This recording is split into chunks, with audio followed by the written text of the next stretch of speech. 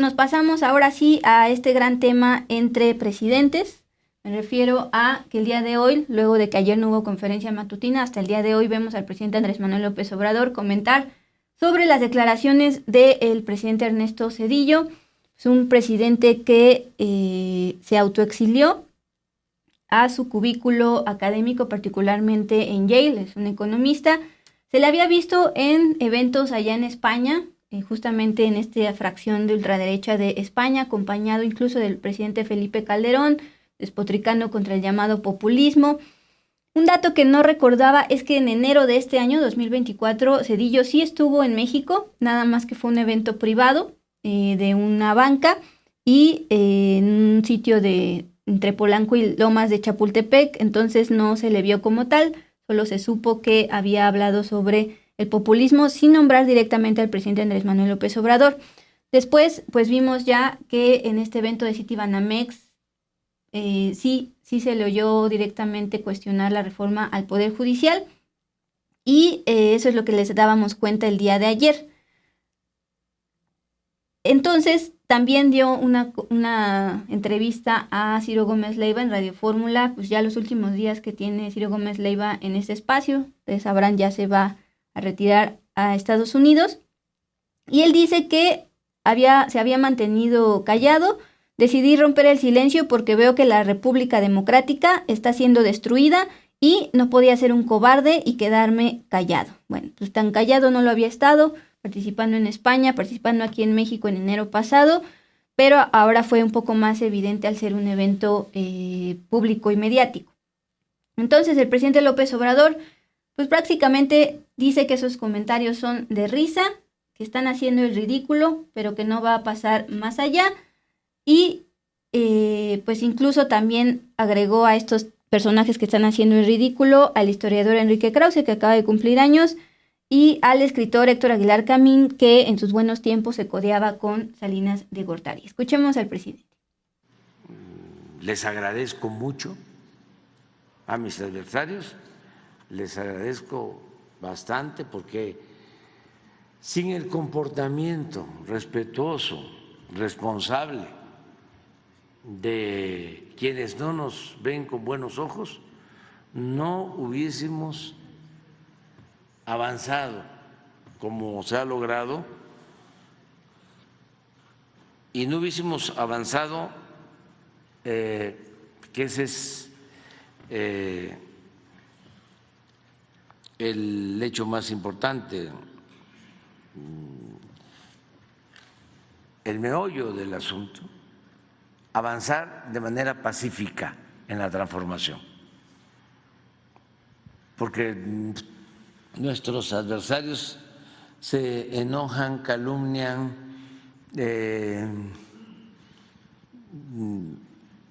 me insultan, pero no pasan de ahí.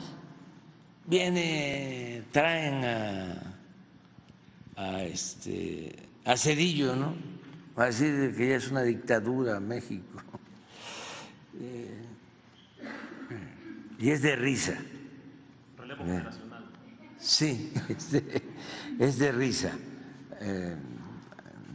Hacen el ridículo, pero no pasa de ahí.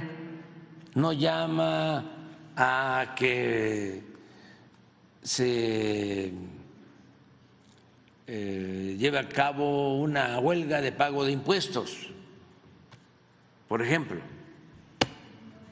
Si le hicieran caso, a lo mejor, ¿no? Podría causar algún problema, una disminución en la recaudación, y eso nos afectaría. Pero no. Actúa en ese sentido de manera responsable. Que Krause diga de que ya se acabó la República y que se va a establecer una monarquía, también es de risa, ¿no? Que Aguilar Camín diga que ya hay una dictadura en México, imagínense el ridículo que hace alguien que hizo su doctorado en historia en el Colegio de México, de pena ajena, porque no hay rigor teórico, conceptual, es mucha la deshonestidad intelectual. Y así, por el estilo, ¿no? A la par de que el presidente Andrés Manuel López Obrador, o casi a la par de que daba estas declaraciones en torno a el presidente Ernesto Zedillo, pues también Ernesto Zedillo estaba dando una entrevista a Grupo Fórmula, particularmente a Ciro Gómez Leiva, alguien que ya se va a retirar de México para ahora trabajar en Estados Unidos por decisión propia, y ahí entre las preguntas de Ciro, pues era justamente por qué hablar ahora si había prometido que no, que se iba a retirar y que iba a guardar silencio. Él justificó que pues decidió romper el silencio porque veía que la República Democrática está siendo destruida y no podía ser un cobarde y quedarme callado, y reiteró lo que había declarado en este evento de gremio de abogados celebrado en City Banamex, que la reforma era atroz y que el riesgo de que se destruyera el país era muy probable. Bien, quiero rescatar estos fragmentos del close-up que en su momento se le hizo a Ernesto Zedillo para pues recordar quién es este personaje que está en su cubículo de la Universidad de Yale, que es economista y que algunos incluso lo llaman demócrata por pues haber permitido que el PRI, de los 70 años o más 70 años de hegemonía del PRI terminaran y hubiera la supuesta transición de gobierno hacia Acción Nacional, que al final resultó lo mismo. Como presidente, privatizó el sistema ferroviario y auxilió a la banca privada. Al terminar su administración, trabajó en una de las empresas de trenes a las que su gobierno dio concesión, la Puerta Giratoria. Y también fue consejero en Citigroup hasta enero de 2023 en el marco de la venta de Banamex, y justamente el evento de este fin de semana fue en una sede de este banco. Además de los millones que generó con esos cargos en la iniciativa privada, obtiene una pensión vitalicia de 131,000 pesos al año por parte de Banjico, no hay que olvidarlo, esto lo dio a conocer nuestra compañera Guadalupe Fuentes. Aun cuando durante su gobierno impulsó una ley con la que miles de mexicanos no tendrán un retiro asegurado, es decir, el papá de las Afores, que nos tiene a generaciones como la nuestra, pues teniendo que descontar de nuestro salario para ir haciendo nuestro cochinito con dinero que en unos años, cuando seamos ancianos, ya no va a valer lo mismo por la inflación. El padre de eso, pues él sí tiene su pensión vitalicia de 131,000 pesos al año, más la que tenía como presidente hasta este sexenio, y más lo que gana como académico en Yale. En ese momento, para ese close-up, dialogué con el historiador Lorenzo Meyer, y esto fue lo que me dijo sobre Zedillo. El legado de Zedillo básicamente es el Fobaproa. De hecho, ahorita en Twitter, X es trending topic Fobaproa. Una deuda enorme y muy injusta para el grueso de los mexicanos que debemos pagarle. Él no actuó para que las circunstancias le permitieran ser presidente. Fue un elemento pasivo por el tema de Colosio, el magnicidio. No hay detrás de él un esfuerzo político con toda la complejidad que eso requiere para llegar a la presidencia en un sistema que era autoritario, donde las elecciones tenían muy poco significado y estaba decidida de antemano. Es decir, él no hizo nada para ser presidente y ahora dice que está muy preocupado por el país. Quien también ya se pronunció al respecto, por supuesto, es la doctora Claudia Sheinbaum. Está dando una rueda de prensa en estos momentos y ella dijo lo siguiente.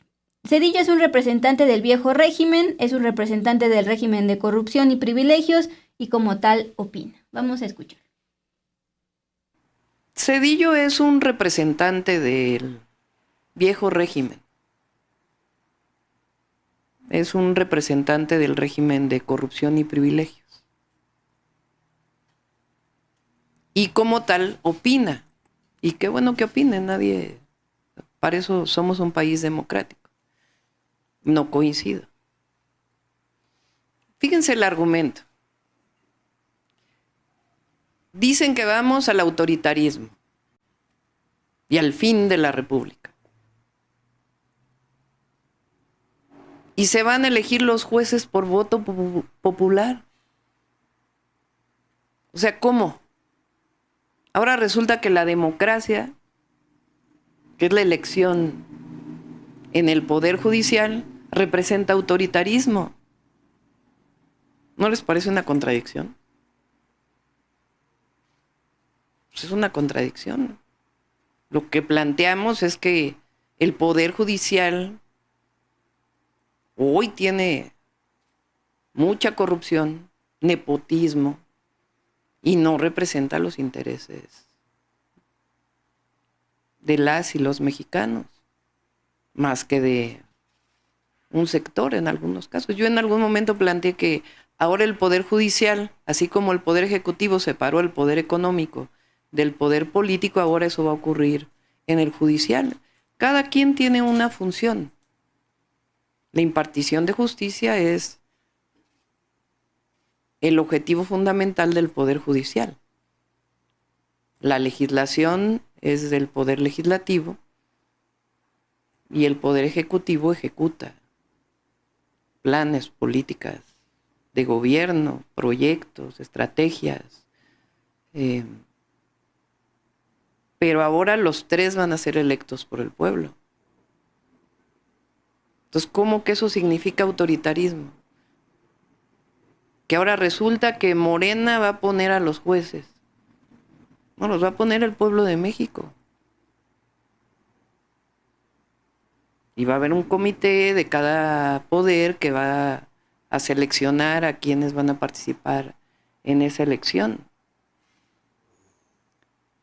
Y al mismo tiempo, pues, cada quien con su autoridad moral, ¿no?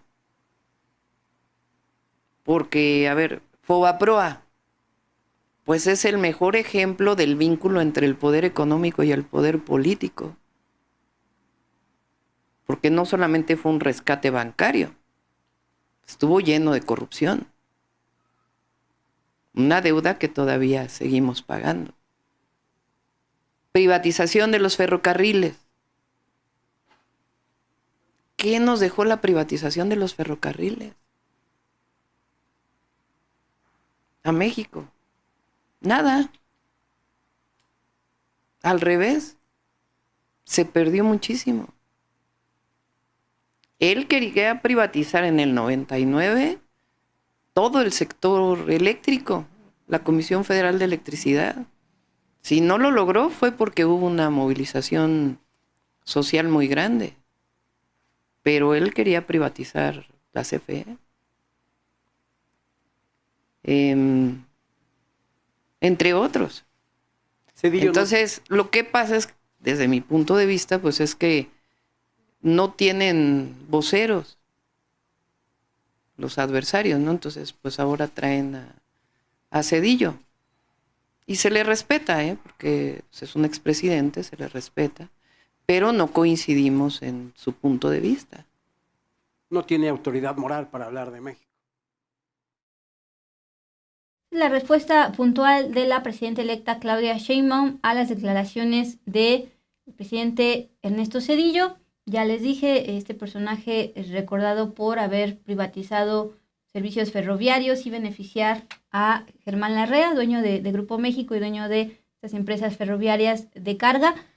Y también debe autobeneficiarse luego, pasarse a trabajar a una de esas empresas ferroviarias y pues un montón de otros temas más allá del conocido de Fobaproa, también la matanza de Actial y demás. Llama la atención cuando declara porque, a diferencia de otros presidentes, pues él había estado recluido en su cubículo de la Universidad de Yale, dando clases de economía, a diferencia, por ejemplo, de Felipe Calderón, que un día sí y el otro no tuitea y retuitea, creo que todavía tiene su banderita de Ucrania, al igual que Vicente Fox, que también, aunque estuvo un rato castigado por Twitter, por temas de violencia de género contra Mariana Rodríguez, es candidata a la alcaldía de Monterrey, volvió y sigue vomitando diarrea verbal. Y a otro también, Enrique Peña Nieto, que se había mantenido en silencio a lo largo de este sexenio y recientemente, hace un par de meses, dio una entrevista a Mario Maldonado, un periodista que se ubica en el bloque opositor y a quien se le suelen filtrar bastantes cosas.